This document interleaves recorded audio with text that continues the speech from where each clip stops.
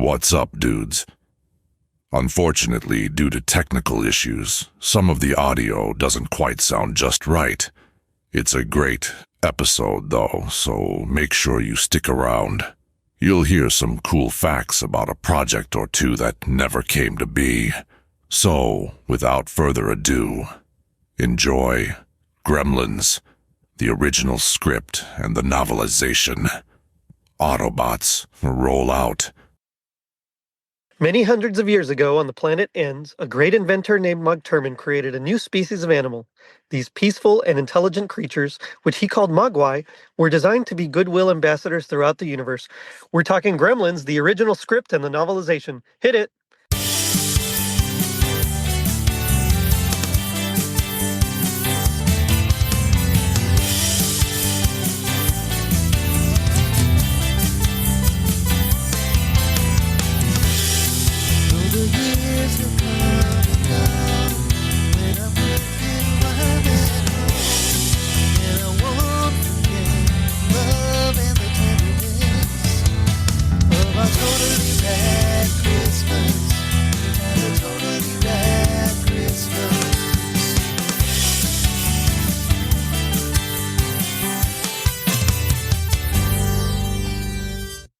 It was 1984. Culture Club won the Grammy for Best New Artist. Terms of Endearment won Best Picture at the Oscars. And George Geip adapted and expanded Chris Columbus's script about some nasty green creatures. I'm your host, Jerry D., with another episode of Totally Rad Christmas, the podcast that talks all things Christmas in the 80s.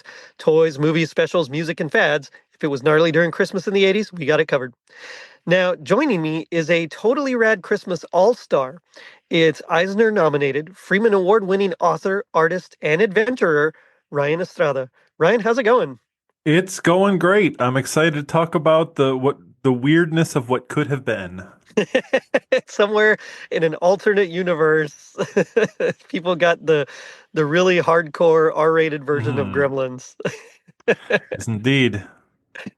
And it's always fascinated me. Gremlins has always been a weird object because it's clearly three completely different movies trying to be one movie. Because like Christopher Columbus wanted to make an R-rated horror movie, Right. Steven Spielberg wanted to make his Amblin-y childlike wonder movie, and Right. Joe Dante wanted to make like Muppets Meet the Looney Tunes. And like at any moment you don't know what the script's going to be. And what we got, is a mix of all three of them. With Steven Spielberg, we can kind of see what he was going for if you watch E.T. With Joe Right. Dante, we can definitely see what he was going for when you watch Gremlins 2. And now with this script, you can finally see what Chris Columbus's version would have been, which is weird since we know him for such, childlike Home wonder Alone, things. right. Yeah. We know him for Home Alone, but with this is not that. No, this is like Chris Columbus, like on steroids or something. It's so fun. It's quirky. I love it though, but it's dark. It's really dark. Yeah. And like what could have been. I'm so excited to talk about this. Now, before we jump into it though, just like Carol Kane did to Bill Murray and Scrooged, I want you to hit me with the toaster. So I'm going to ask you a few questions, and I want you to hit me with the first answer that you think of. Okay, you don't have to think too All hard right. about it. So, would you rather own a Mogwai or a Snarf? Remind me what a snarf is? I'm forgetting. From Thundercats, the little annoying sidekick. Well, I'm guessing that the little annoying sidekick isn't gonna murder my family, so I'm gonna go with that. Yeah, no, he definitely doesn't. So you just have to put up with him going snarf, snarf. But all right, Yeah, well. okay. What would you title a Hallmark movie starring Zach Galligan and Phoebe Cates? Well, seeing that Phoebe Cates's holiday memories aren't too great, I'm gonna guess it's gonna be about him helping her overcome her fears of Christmas, and let's call it Overcoming Christmas. Oh, okay. I like that. I'd watch that for sure. Ladies and gentlemen, Zach Galligan.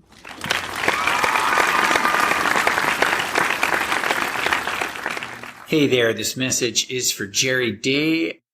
It's taken me a while to get back to you because it's an interesting question, and I've been trying to think of something really clever or fun for you to use on your pet podcast since you asked me what would I title a Hallmark Christmas movie starring me. and Phoebe Cates if we would happen to do one. Let me just tell you how I sort of thought things through. And that is, the thing that first immediately came to me was Kiss Me Kate, because obviously that was Phoebe's character name in Gremlins, and you tend to kiss people under the mistletoe.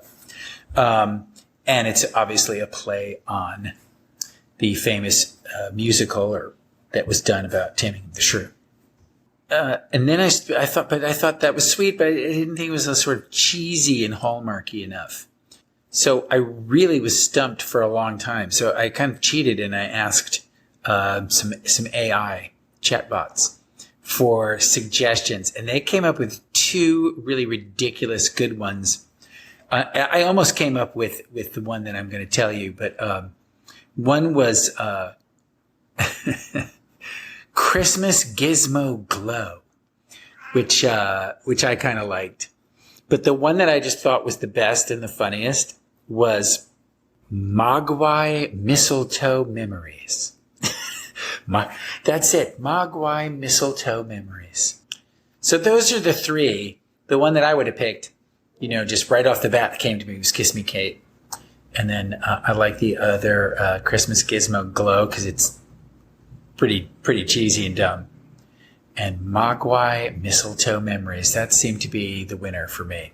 So I hope that answers your question. And hopefully it will help you for your Totally Rad Christmas podcast, okay? Okay. Take care.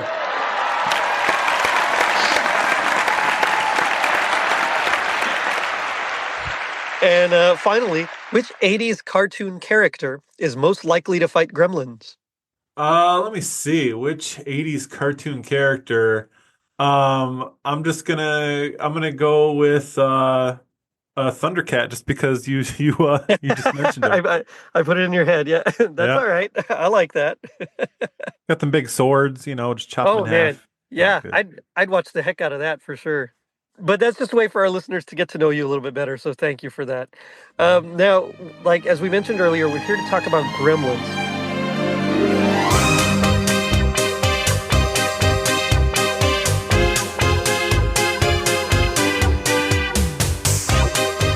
So before we get into specifically the original script and the novelization, which we'll touch on as well, but before we really get into Chris Columbus's script, like, what's your history or experience with Gremlins? What do you remember about it? I always, to me, it's always been that movie that I'm like, what is this movie? What is it trying to be? Because like I said, it's three different movies in one. And Right. and for me, the big one was always Gremlins 2. I'm in love with that movie. Yeah. And that's not to say I wouldn't have been in love with a full Chris Columbus version, or I wouldn't have been in love with a full Steven Spielberg version.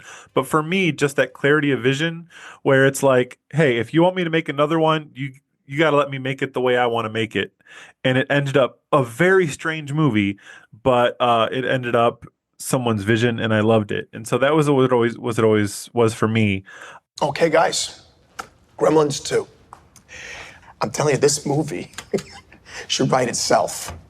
The first one was a classic. This should be pretty straightforward. Basically, all we're doing is maintaining the integrity of the original picture. We want to do all the stuff with the water and the...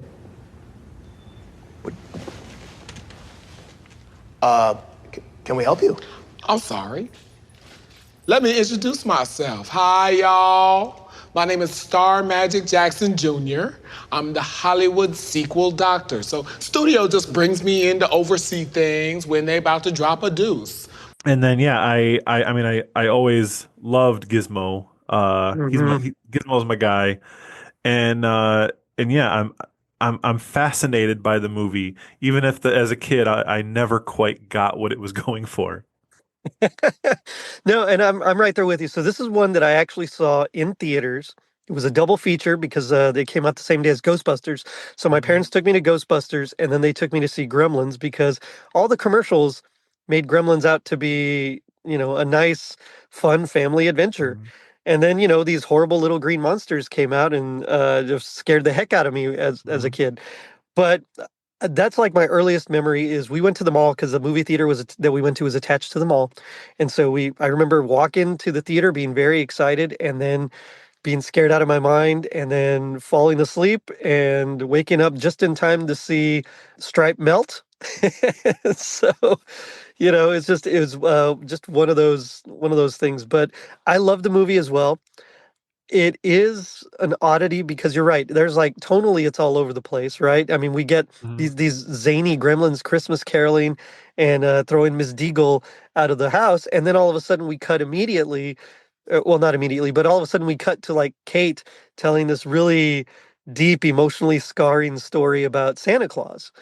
So it really was something that's like I don't know what it is, but as a kid, I didn't really think too much about it because I was really I was really more into just the okay, these things are scary and I hope they don't eat me. Which if I Mhm. had read the original script, I definitely would have felt that for sure. Mhm. Yeah, and I really wanted to talk about Gremlins because in the recent past I have more of a connection with them because I actually was, I'll talk a little bit about it later, but I was for a while working on an official Gremlins project that I then left for creative differences. But so I mean I've it's fun to have like remember this as a kid and then being able to be involved in it and then quickly not involved in it is also it's another one of those things where there's different voices coming in, Right, and it didn't right. work out as well. Well, and I guess that there wasn't the Steven Spielberg Yeah, holding it all together, I guess. yeah. Yep. So Gremlins released June 8th, 1984. Budget was 11 million. Of course, we said directed by Joe Dante. Steven Spielberg had a hand in it, and people didn't really believe in it. They read the script from Chris Columbus, and apparently they were calling it Spielberg's folly because they couldn't believe that he was back in this horse. Hmm. Which, I mean, that's insane. Like it's Steven Spielberg, and this is at the time when he is like the height of being Steven Spielberg. This is he's made Jaws, he's done Indiana Jones, he's done E.T. Like they should have just well, I would have expected them to have believed a little bit more, I should say. Yeah. And it is an odd script to choose if what you want to make is a kids movie because it's not a kid. Right. It's weird reading the script how close it is. It Hmm. follows all the beats, but it's like let's make this a completely different genre. And it's like why wouldn't you just make a new script instead of trying to force this into something? Like there's so many characters and elements that are like vestigial limbs that are just Right. they're just there because they were part of another version, but they don't really have any purpose anymore. Well, I mean, yeah, you're right. Well, let's go ahead and take a look at this original script here. And so you can actually find the script online as well. There's some things in it that immediately, as I was reading through, just jumped out at me.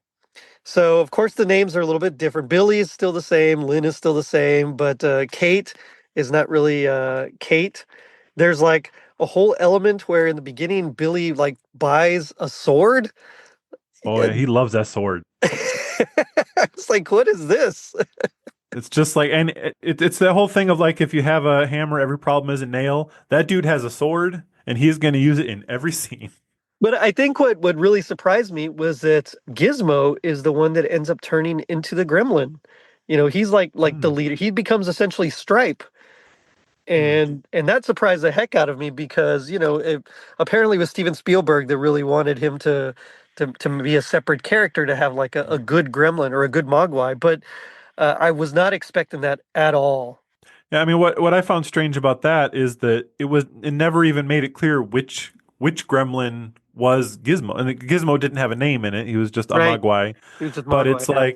like as soon as but they referred to the word gremlin is never used in the script. They're No, always no, called Mogwai, even when they turn into gremlins, which is weird. right. Why would you call it gremlins then? But as soon as it's said, they refer to every gremlin by the name Mogwai. So as soon as he decapitated a Mogwai, I'm like, did he just kill Gizmo? Did Gizmo just Right. die? But then every single other character is called Mogwai as well, and I'm like, oh, this initial character that he made a connection with does not matter at all. It never comes up in the script again. It could have been any one of them. Right. Yeah. And so I think it was really smart for Spielberg to make that change, but also I just wasn't expecting it because now it's been what 40 years watching Mhm. this movie the way it is. You go back and you read the original script and you're like, whoa, okay, well, so there was no like fun furry sidekick character. No, there really wasn't, because as soon as he changes, like it's all that, I mean, that's it, right? It's all hands on deck. Another thing that I thought was interesting was the fight with Billy's mom, Hmm. right? With Lynn, when she's in the, I mean, we've come to know her now as kind of a beast. You know, she kills like three gremlins by herself, three or four gremlins. You know, she microwaves one, she blends one up. I mean, it's just, she's pretty hardcore. And in this particular iteration of it, they get the best of her, and it's Yeah. brutal. Yeah. Yeah. Her head is lopped off immediately off screen. And doesn't it like bounce down the stairs or something? Yes, it does. Yes, it does. Oh, that's, yeah, that's rough. So when you were involved in this Gremlins project, like were you going to be reimagining as a comic book, or what was your involvement? Well, I was invited to write the official Gremlins cookbook. Oh, Uh, nice. and what made me excited about this is because I realized I had the opportunity to try and create an entire new Gremlin story told only in the introductions to recipes. And so my my concept was that it was going to be taking place at the Kingston Falls bake sale, where they were raising money to rebuild the theater after, mysterious things happened there. Right. Uh, because Kate, she really wants to protect the local landmark, so she was running this, and then each member of the community was going to come and present their recipe, and then of course you'd start off with the uh in the first chapter you'd have the drinks, and someone would spill one and they'd mention, oh, it landed on some dog or something, because they don't know what's Right. going on. And then in the second chapter, it was of course Midnight Munchies, where they're watching a midnight movie, and some creatures get into the food, and then havoc breaks loose, and you break all the rules, and then it's all cleaned up. The next one is finally you have the breakfast menu where the sun comes up and it's all resolved. And so yeah, I was really excited about that. I got Steven Spielberg's team to approve it. They loved it. They brought me on, but then right as I finished my outline, my editor got laid off, and Oh no. new editors were brought in, and they said, "Hey, we love this, it's looking great, but we wrote you a new outline," and they had redone it, and they wanted it to not have any of that, and instead, it was just the Peltzer family cookbook, and it was entirely from the point of view of Billy's mom. Um, Mm, and I think she's an amazing character, because you have her at the beginning where she's like almost comatose from depression, and then when gremlins come and she realizes she has to do something, she kind of comes alive. But this was, of course, her where when there were no gremlins, and she's just like right. making cereal bars, and none of the recipes had anything to do with gremlins other than like vaguely 80s. And I'm like, I don't. It's still gonna say Gremlins on the cover though, isn't it? Like I can't really. I Right. don't know if I can put my name my name on it and like disappoint people, because like if you called it the Billy's Mom Cookbook, I'd be all in. But and then I'd have fun with the challenge. But I think you should have some Gremlins in there. So yeah, side tangent. But yeah, it was kind of that same thing where there's different voices wanting different things out of the book. There was the Amblin team, there was me, there was the editors, there was the person writing the recipes. So it ended up that I'm like, I let me step away and let you Yeah. guys finish this. Yeah. I got. And so would you have also done the illustrations for it, or was it just going to be was it just going to be the writing? I think it was, yeah, it was, I was just gonna write the introductions, and then it was gonna be like art from the Oh, the I movie and gotcha. behind the Hmm. scenes stuff. I gotcha. I mean, it sounds fun. I would have bought it for sure. But yeah, if it's just like Peltzer Family Cookbook, I'd pass. Sorry. But speaking of food, or there was supposed to be a scene in McDonald's, I believe, right, where Yeah, the team kind of, well, they see people that are essentially eaten, yeah, which is rough. yeah, and it was said that Yeah. the joke of that scene was that the gremlins wouldn't eat the fast food. It was kind of a dig on McDonald's, and I can't imagine why they didn't get the rights to do that. But yeah, it was like they were grossed out by the McDonald's, ate the customers instead. I mean, that's a good joke, but also like, whoa, that's definitely now we're leaning harder into the horror Yeah. elements there. But I was gonna say you mentioned just to start right at the beginning. The moment I knew this was going to be different was you mentioned character names being different, slightly different. You know, Gary became Gerald, and there's, Tracy, I think, yeah, right? yeah. But the biggest one at the beginning, which was Mr. Wing, Oh, uh, yeah, his yeah. name. I'm gonna say this word. It's in the script. I'm not saying that it was just his name was just the Oriental, and I'm like, oh Yeah, no, that's bad. yeah, that's Like it's definitely dated. yeah, this character that's now been so fleshed out, he has his own like multiple animated series about his backstory, was just Mhm. a racial slur. It was messy. Yeah. I mean, Yeah. unfortunately, this was still that time where people didn't really think of race or Mhm. sensitivity, I should say. They didn't think Mhm. of in terms of like people. They just thought in terms of stereotype. And he kind of is a stereotype, even in Yeah. the movie. But eventually, like you said, we've gotten other things that have really turned him around and made him like a really compelling and deep character. But this was unfortunately, and that's I hate to do it because I love the '80s, but man, this is one of the worst things about the '80s was they just Mhm. didn't know, and there's still some of that institutionalized racism that kind of Mhm. gets thrown around, Mhm. unfortunately. And the other weird thing about that opening was that they changed it from him. In the movie, he gets them from Chinatown. Hmm. In the script, he actually gets the Mogwai from China. From China, yeah. And I'm like, do they not have customs? Like, you can't just take a Mogwai on an Not in the international '80s. flight and just like, they gotta check for these things, right? They'd be like, hey, what is this mythic creature? He maybe just stuffed it in his carry-on. I don't know. Mhm. Mhm. I don't know, but no, you're right though. I mean, that's something that it makes much more sense being here in the mainland U.S. and even if it is in Chinatown. I mean, it's definitely something that makes much more sense. Mhm.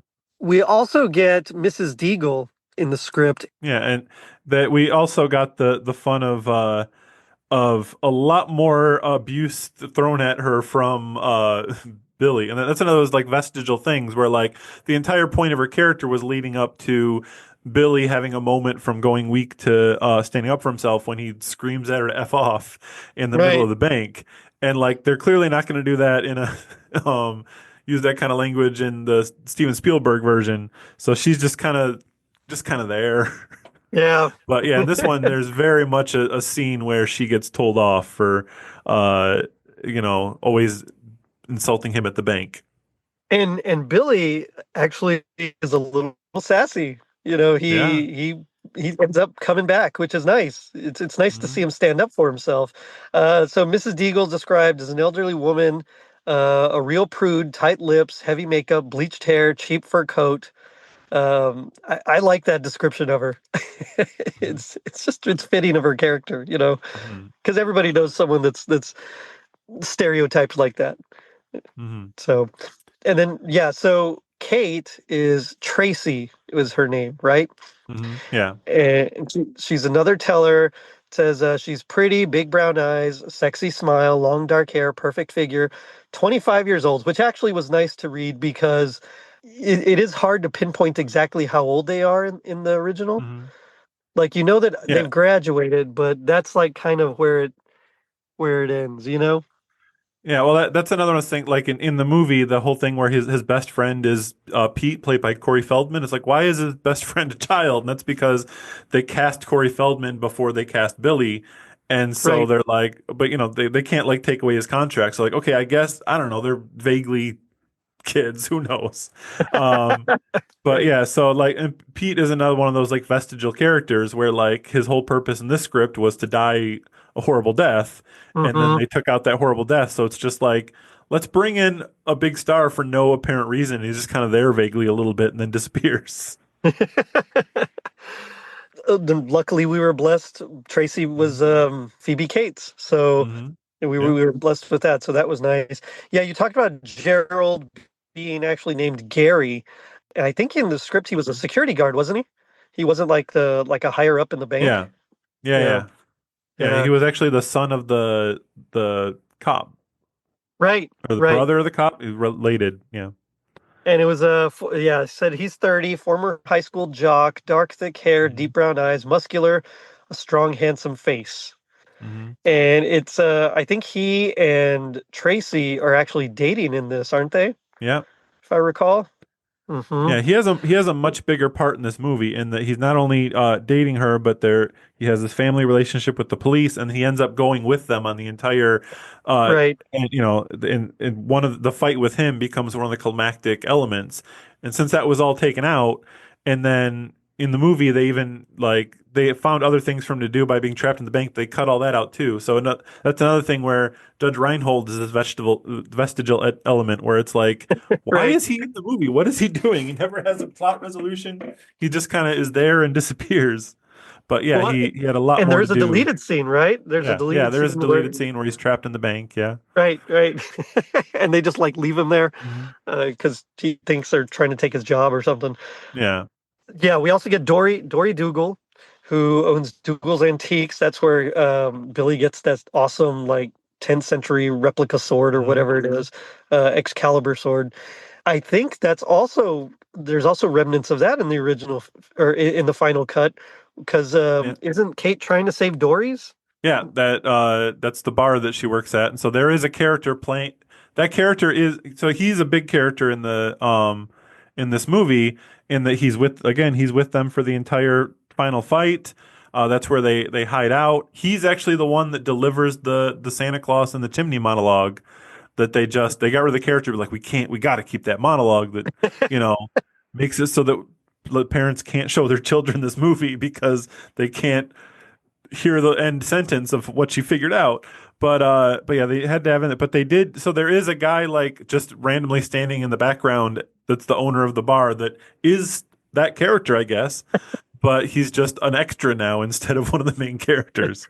Imagine being cast and you're like, wow, I'm going to be a big deal. And then like consistent script Mhm. changes. And then all of a sudden you're like, oh, well, maybe I'm not. Yeah. I mean, I'm sure they didn't cast him till afterwards, but I mean, that would be like a huge bummer.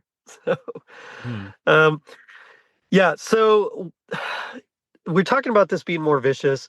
One of the things that again really drew my attention was the fact that Barney, the dog, is essentially killed and eaten by the Yeah. gremlins.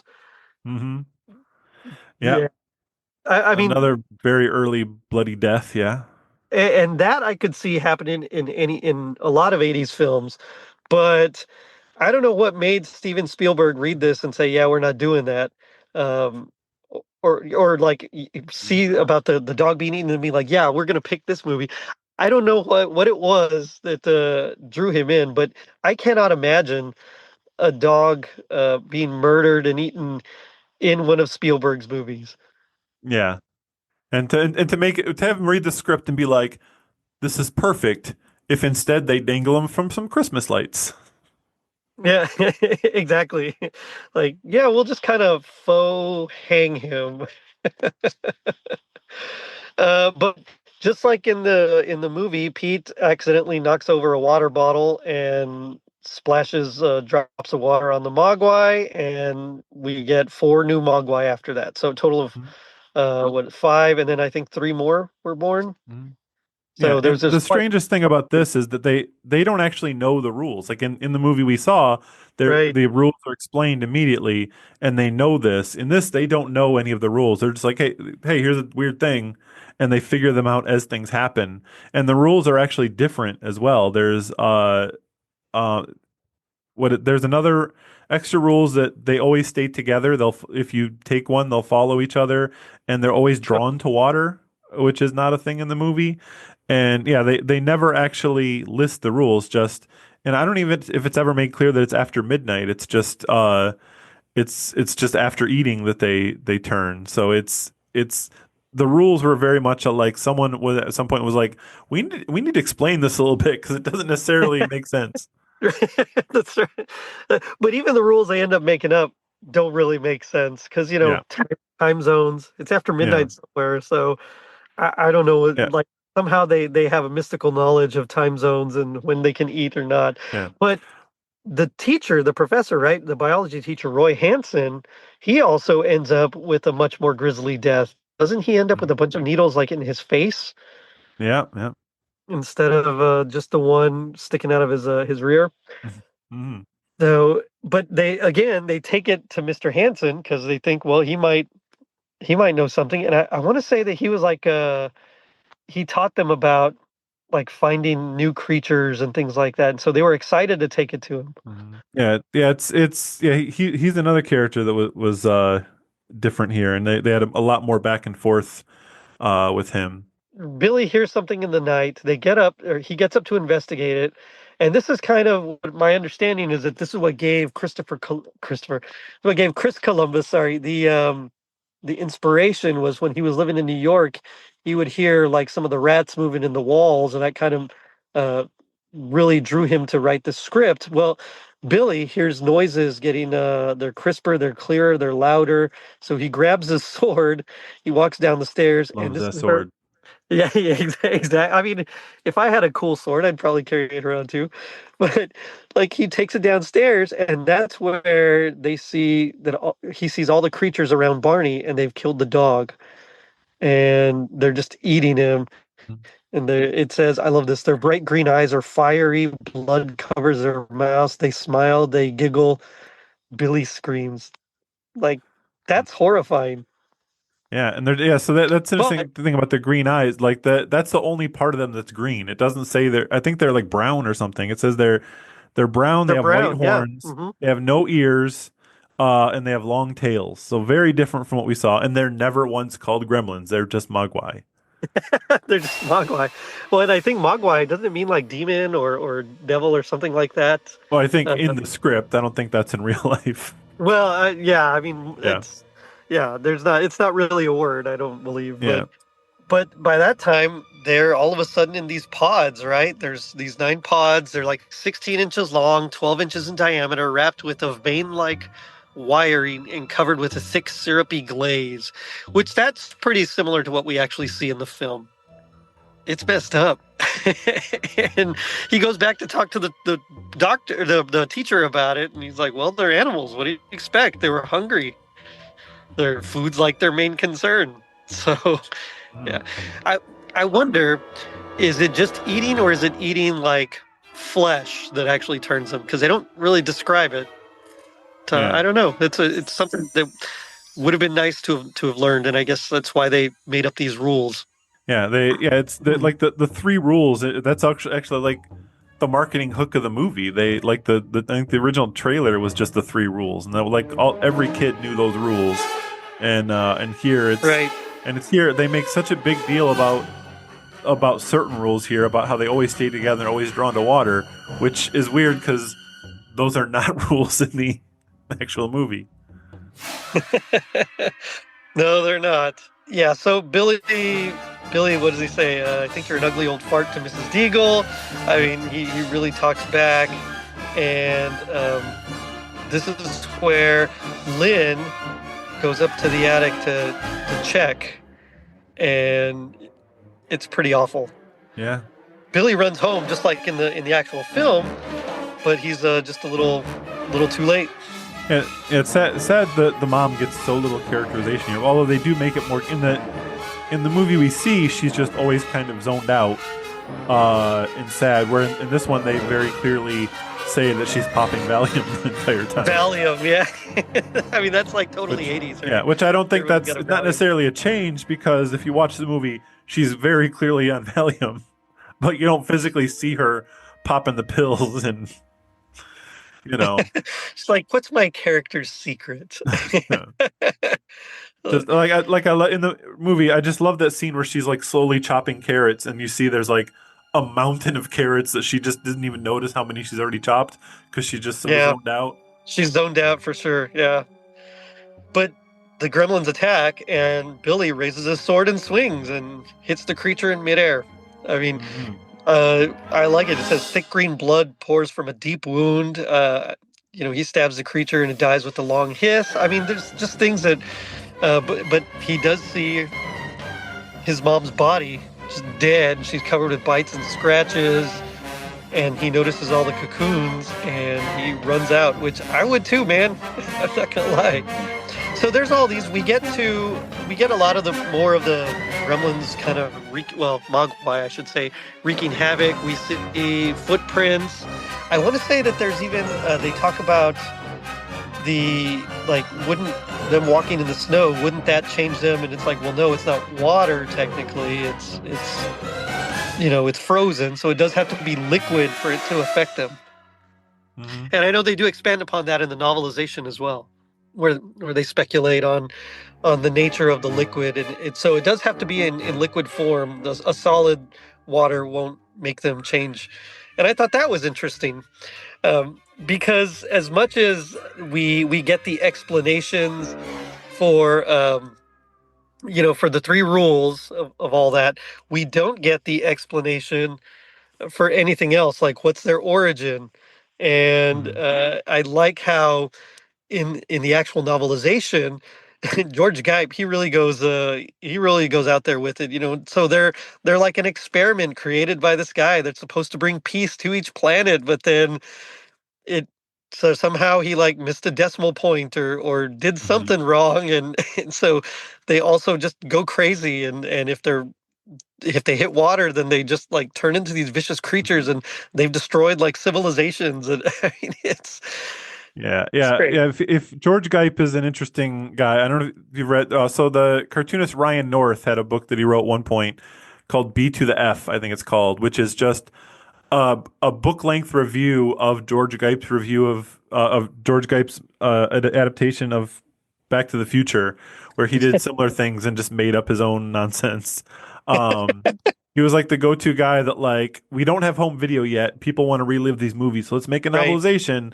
And they'd hand to this guy, and he'd be like, "I don't care about this crap. I'll make up my own my own bits." And so yeah, that's what he did with Gremlins. And it's nice that we got what is, I guess, their canon origin story in the animated series. So they're just kind of like, we need to make sure this George Geip thing isn't the canon. It's not real, yeah. Yeah, in the animated series, it's a lot more about the Chinese mythology and Right. yeah, they did finally explain that after Midnight Rule, where they said, "Oh, that's just Westerners simplifying it. It's just when the moon is at its highest point," and so they were like, just everyone else, they're just like, just not after midnight, just to be safe. Because as a kid, I was always like, but what is after midnight? Like, I get that like there's time Right. zones, but like it's always after midnight. It's always after the previous It's always midnight. after Like, when is it midnight. okay again? Right. But yeah, so they finally did Well- that. But yeah, it's George Geip is like, I'll figure all this out. I'll crack it. Well, but like you said, in Gremlins 2, they even kind of poke fun at it. They're like, well, what Yeah. if it gets something stuck in its teeth? Yep. Wait, what if one of them eats something at 11 o'clock, but then he gets something stuck in his teeth? Yeah, like a caraway seed or a sesame seed. Whatever, something. right. And then after 12 o'clock, it comes out. Now, he didn't eat that after midnight. Yeah, that's Look, I didn't make the rules, okay? Rules. I don't believe this. Oh, wait a minute. What about this? What if they're eating in an airplane and they cross a time zone? I mean, it's always midnight somewhere. So I like how even they see the folly in their own rules. They see the just the ridiculousness of it, the inanity. Yeah. Yeah. So I do enjoy that. George Geip. I feel like novelizations in general are one of those things where, like, some people just make up their own stuff, and some people would look at like earlier versions of the script and work off that. And this one's definitely, because I mean we're looking at the earliest version of the script. This one's definitely like he's just, I don't know, maybe he's took some drugs and decided to come up with it. I don't know, but it's out there. So yeah. And it's a weird way to take the legend, because Gremlins is a real legend. It's how in war pilots used to blame any problem with their planes on gremlins. Right. And it's like, this is a weird place to take it. Like, it seems like you'd make it take place on a plane, or like the idea was that technology was malfunctioning, but it's like he's created this entire world and fictional creature that is completely unrelated to gremlins. And I wonder if that came late, because like I said, there's never says gremlins in the book. I wonder if he was just like, what am I going to call this movie? People aren't going to see a movie called Mogwai, and he just affixed this name that's been kind of vaguely in popular culture in the past. Well, in the film that we got, Mr. Futterman talks about gremlins. He was like, "Oh yeah, they were real," and was it World War II, Korea, right? Is what he's talking Yeah. about. Yeah, and so they kind of anchor it that way, but here, not really, not so much. Yeah. Yeah, and in this script, he's called Mr. Futters and doesn't really do Butters, much. right, right. He just kind of appears and is like, "Oh, it's that kid." Pete, meanwhile, gets killed while Christmas caroling. Poor guy. I mean, like the Mogwai literally just jumps on his chest and like bites into his neck, and that's it. And Billy finds his body. Like, Yeah. yeah, these guys are just ruthless. It's a ruthless script, like a lot of death, and then the ending, where it eventually gets us to, has this classic like horror movie ending where he thinks everything's done, but then remember he's trapped one in a lunchbox, and then someone finds the lunchbox, and like he's in the hospital, like recovering, and all of a sudden he's like, "Where's my lunchbox? Where's my lunchbox?" And you cut to some previously unknown character finding a lunchbox and being like, "This is weird. It's making noises," and tosses it in the lake, and it's like, "Oh, everybody's gonna die." Well, we still have the YMCA scene, so like they multiply that way, and I do like the description of that when he's talking about just hundreds of like pairs of burning green eyes fill the gymnasium, you know, and then droves of Mogwai just come out of that swimming pool. But you're right, it's like they all, because Billy tries to warn people, and Mr. Deagle kind of comes out and he's like, it's just this punk kid, and Mr. Futters, who's their neighbor, same thing like you were saying. And then they do manage to defeat them in a very similar way where they blow up, but it's not a movie theater, I don't think. If I recall, I don't think it's a movie theater, but they do blow him up in a building, except for one that you mentioned, he's in the lunchbox. Yeah, it does end up being a movie theater, but it's weird that the movie theater. Okay. But the weird that the movie theater isn't downtown. They have to like wander through the highway for hours. Yeah, to get to this movie theater in the middle of nowhere. It's like, wouldn't it be in town? Why did we have to do this whole thing to get to the movie theater? It's a small town. What are they doing with a movie theater in the middle of nowhere? I don't know, but I do like how when they get to the McDonald's, it's fantastic. But I mean, that's essentially it.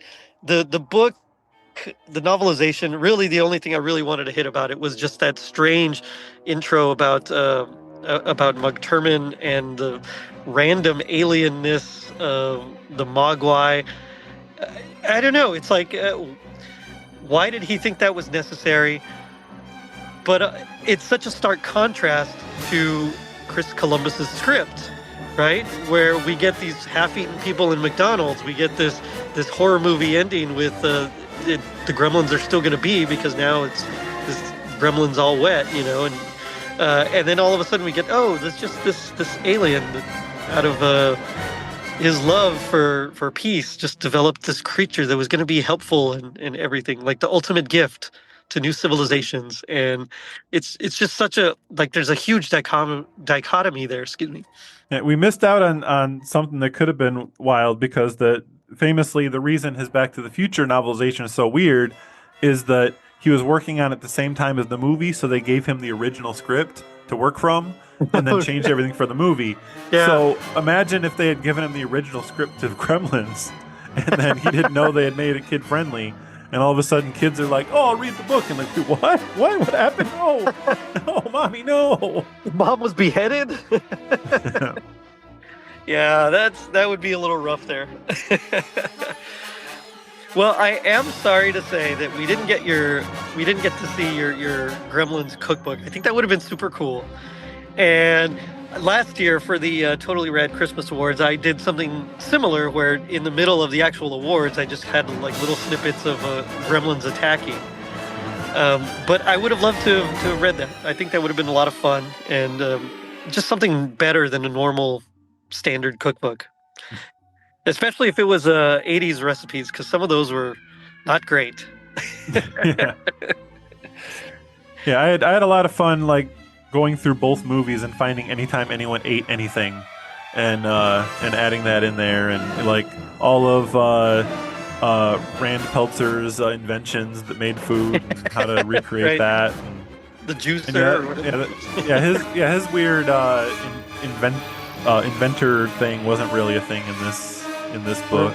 Not really. He Billy- seemed more yeah, almost like a businessman, yeah, right? yeah. And then Billy, instead of wanting to be a cartoonist, he wanted to be a fantasy author. That's why he's obsessed with swords. Yeah. But I mean, those actually I could see kind of go hand in hand, though. Yeah. Yeah, they're both creative.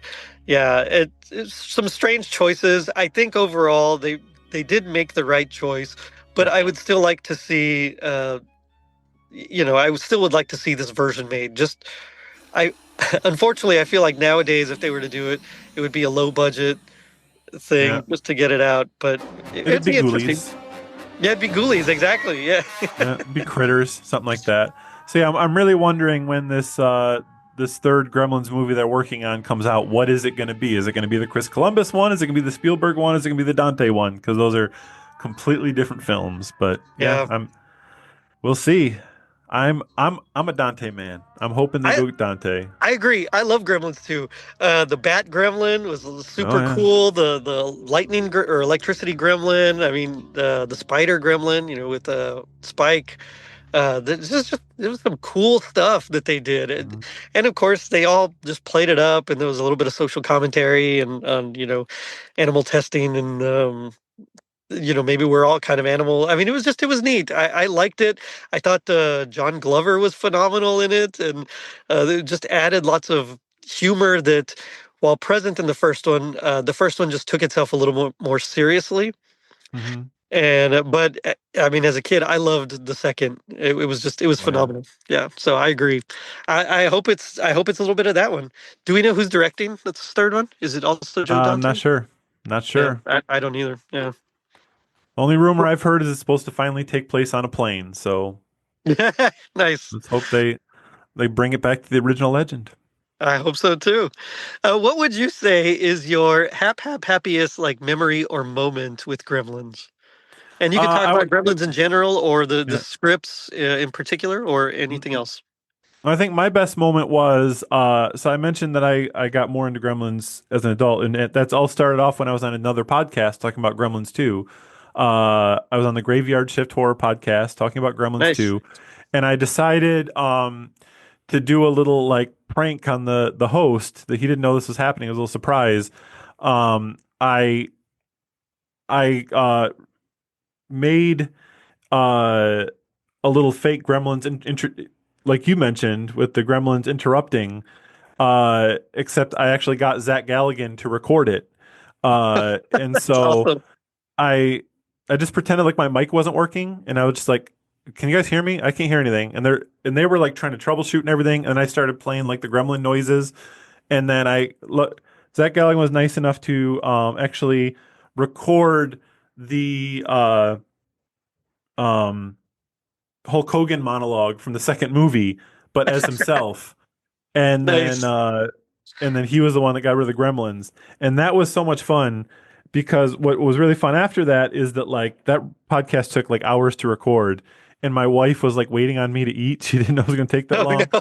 And then afterwards she was like, why are you always on all these podcasts talking about movies? Like you're supposed to go on podcasts to promote your books. Like you're not going to like what advantage does it have to you to talk about Gremlins on a podcast?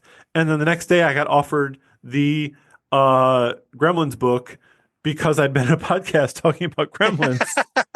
And I'm like, Awesome. vindication. And I told her, and she's like, I still don't know what a gremlin is, so that doesn't impress me. She's from Korea. She doesn't know what a gremlin is. And of course, that book ended up falling through anyway. But for that brief moment, I was so happy. You that I was won. like, Yeah. vindication. That's amazing. For me, I just remember it's got to be watching Gremlins 2 for the first time with my brothers and seeing my youngest brother, I think he was 7 at the time, just being completely freaked out the way I was when I saw the first movie. And that kind of ruled, because I was like, hey, it's not me for a change. So Mhm. But we had a gizmo. It was like a little hard plastic toy, about I don't know, 3 or 4 inches tall. And we used to have that, and we'd throw that everywhere as well. Because, He-Man's got to battle something, so might as well be Gremlins. But I do have to, it does make me wonder, G.I. Joe taught us that knowing is half the battle. What do you think the other half is? I think the other half is the battle. Okay. You got to know what the battle is going to be, then you got to do it. Action is the battle. Whether that action All is right. actually fighting or, being kind to one another, battle can be anything, but you have to know what you're going to do before you do it. Yeah, I gotcha. I like that. I mean, that's way better than mine. Mine was just like if no one's half the battle, the other half is just creating wild ideas from original source material. Ryan, it's been fun talking with you. Tell me about, anything you got coming up, anything you want to plug. Your book, No Rules Tonight, is fun and fantastic. What else you got coming up? Yeah, well, if you want to find out what I do, go to ryanestrada.com. There's hundreds, maybe thousands of pages of free comics there. But as you mentioned, I have my series of Banned Book Club and then No Rules Tonight. No Rules Tonight is a story about Christmas. We talked about on this podcast of Yes. Christmas under a dictator, where if you in Korea, Christmas was the one night when you could go out without the police arresting you for breaking the midnight curfew. And we have a follow up to that coming out this October called Good Old Fashioned Nice. Korean Spirit, that is about a haunted persimmon orchard that me and my wife used to go to, with lots of similar strange rules, similar to Gremlins. There's lots of strange rules about how you every spring you have to go and scare away all the ghosts and tokebi. Tokebi are kind of like Korean gremlins. We actually mentioned gremlins in the book because they're trying to explain it to the American girl what a tokebi is, and she's like, "Oh, you mean Korean gremlins?" They're like, "Yeah." So there's all these there's all these legends in this village we used to visit about how you would have to come and scare away all the creatures that had gathered during the winter, and so we would go and do. We had all these traditional instruments that we would go and play. We had no idea how to play them. When I went, it was a bunch of foreigners showing up. No idea how to play them. No idea what we were supposed to play. So instead, since we're scaring ghosts, we would just play the Ghostbusters theme on traditional instruments. And yeah, it's kind of a story about that, kind of melded into a story about Korean history and how people had to learn to come together to fight all the things that scared them in real life, which weren't necessarily ghosts. It was more fascism. But, kind of meld that all together in a little spooky story about a haunted orchard that if you like Gremlins, you might like it. There's a couple Gremlins references in there. Right on. Well, hopefully you'll come back on and we'll talk about that book as we get closer to its release date as well. All right. Because I really enjoyed No Rules Tonight, so I'm looking forward to some of these others.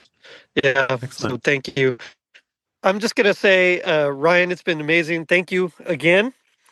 And I'll end it with, wait, you got to let me go. I didn't open the toolbox. I didn't get to check us out on our social media pages, which you can find at linktree.com/totallyradchristmas.